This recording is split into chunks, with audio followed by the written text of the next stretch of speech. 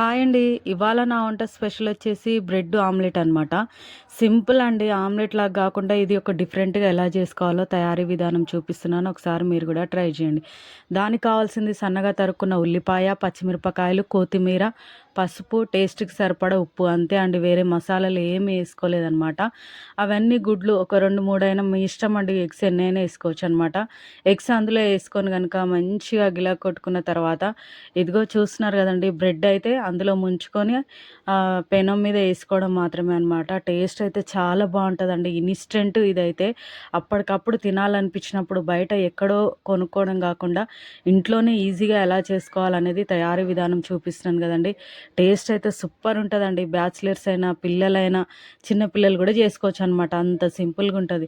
ఒకసారి నేను చూయించిన విధానంగా అయితే ఖచ్చితంగా మీరు ట్రై చేయండి.